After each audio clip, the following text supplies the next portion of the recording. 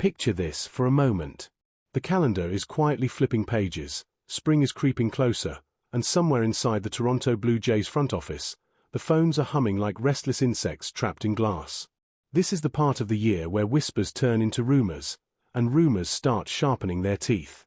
And today, there is one particular whisper that feels louder than the rest, one that carries the unmistakable scent of opportunity. This, my friends, is the kind of move that doesn't just help a team. This is the kind of move that steals something valuable while nobody is quite looking. Welcome back to the Blue Jays Report, where the small details matter, the big picture never stops moving, and the tension is always real. Before we dive headfirst into this, take a second to like the video, share it with a fellow Jays fan who lives for trade rumors, and subscribe to the Blue Jays Report if you want to stay locked into daily Toronto Blue Jays content. Your support genuinely keeps this channel alive and pushing forward, and I can't thank you enough for it. Now, let's get into why this latest report feels less like speculation and more like destiny knocking on the door. As the regular season edges closer, the trade market has started to stir from its winter slumber, stretching, yawning, and reminding us that unfinished business still lingers. The Blue Jays have been active this offseason, no doubt about that, but activity doesn't always mean completion. Sometimes it just means preparation. A new report has surfaced, and it points directly at a relief pitcher who doesn't just fit the Jays. He slides into this roster like a missing puzzle piece that's been hiding under the sofa all along. According to Blue Jays analyst Thomas Hall of Blue Jays Nation, a name that regular viewers of the Blue Jays Report will already recognize, Houston Astros reliever Bryan Abreu is a target that makes frighteningly good sense for Toronto. Hall isn't known for throwing darts in the dark. He's built a reputation on measured analysis and a deep understanding of organizational needs, and when he links a player to the Jays, it's worth paying attention. Abreu is 28 years old, entering his final arbitration year, and owed roughly $5 to $6 million. On the surface, that might sound like a modest line item on a spreadsheet. On the mound, however, he's something else entirely. He's coming off a career year, the kind that turns heads and raises eyebrows across front offices. Last season, Abreu posted a sparkling 2.28 ERA, and that number alone should make you sit up a little straighter. Dig a little deeper, and the picture becomes even more enticing. Abreu lives in the upper 90s, averaging around 97 miles per hour with a fastball, placing him comfortably in the elite percentile for velocity. Hitters don't just struggle against him. They look late, rushed, and occasionally defeated before the ball even leaves his hand. His whiff rates are excellent, his strikeout numbers are strong, and his advanced metrics back up the surface-level success. This isn't smoke and mirrors. This is substance. And here's where the word steal starts to feel appropriate. Abreu is a pending free agent after this season. That reality changes everything. Houston may not want to lose him for nothing, and Toronto just happens to have something the Astros could be interested in.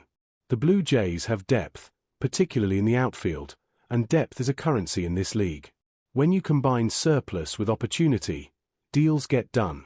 On the Blue Jays Report, I've been consistent about one thing all off-season. The Jays needed bullpen help, specifically another high-leverage arm with genuine strikeout stuff. Yes, the team made some solid moves. No, they didn't land Kyle Tucker. Yes, they missed out on other big names. But they did add bats, headlined by Okamoto, and if Anthony Santander does indeed return as expected, the lineup suddenly looks far more threatening than it did a year ago. What they didn't do, however, was fully address the bullpen's biggest weakness. Tyler Rogers was a nice addition, but he isn't a power strikeout arm. Anthony Dominguez is gone, and with him went a chunk of high-octane velocity. The current bullpen is solid, even respectable, but it lacks that one extra gear. Abreu provides exactly that. Imagine the late innings as a battleground. Jeff Hoffman stands ready, Jimmy Garcia returns with his quiet efficiency, Tyler Rogers brings his deception, and then Bryan Abreu steps in, throwing fire like he's late for something important. Suddenly, opposing lineups are gasping for air. Suddenly, leads feel safer. Suddenly, October doesn't feel quite so far away. The cost matters, of course, and this is where things get interesting. According to Hall, Houston could be enticed by Toronto's outfield surplus. Names like Joey Loperfido, Davis Schneider, or Nathan Lukes immediately come into focus. Lo Perfido is particularly intriguing, given his previous ties to the Astros organization. Baseball loves symmetry like that. One door closes, another opens, and sometimes the same player walks back through wearing a different uniform. Would it hurt to part with one of these players? Absolutely. Every trade carries a sting. But this is the kind of calculated pain that can lead to long-term gain. Relief pitchers are volatile, yes, but Abreu has delivered back-to-back strong seasons while appearing in over 70 games each year.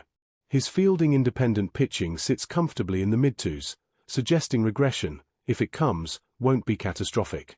Ross Atkins hinted earlier in the offseason that Jeff Hoffman isn't married to the closer role, and that's an important clue.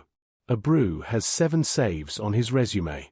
He's handled high-leverage moments. He could close games, or he could be the bridge that makes sure leads actually reach the 9th inning intact. Flexibility like that is gold. If you stack this bullpen on paper, it starts to look genuinely intimidating. Hoffman, Abreu, Garcia, Rogers, and arms like Louis Varland rounding things out. That's depth. That's balance. That's the kind of group that wins tight games in August and survives chaos in October. And if the price is an outfielder who may not have a clear everyday role in Toronto, it starts to feel like a bargain. While trade talk dominates the headlines, there are other threads quietly weaving themselves into the bigger picture. One recent report suggested that the Jays could explore using Jose Berrios in a long relief role at times, depending on how the rotation shapes up. It's a fascinating idea, and one that speaks to just how deep this pitching staff could be heading into 2026. Projection systems are starting to notice too. Zips currently has the Blue Jays finishing first, and while projections are far from gospel, the reasoning is compelling. If George Springer finds a steady offensive rhythm, if Santander delivers power, if Okamoto settles in quickly, and if players like Andres Gimenez bounce back, this offense suddenly becomes relentless. The AL East is never forgiving. The Yankees will always loom large as long as Aaron Judge exists.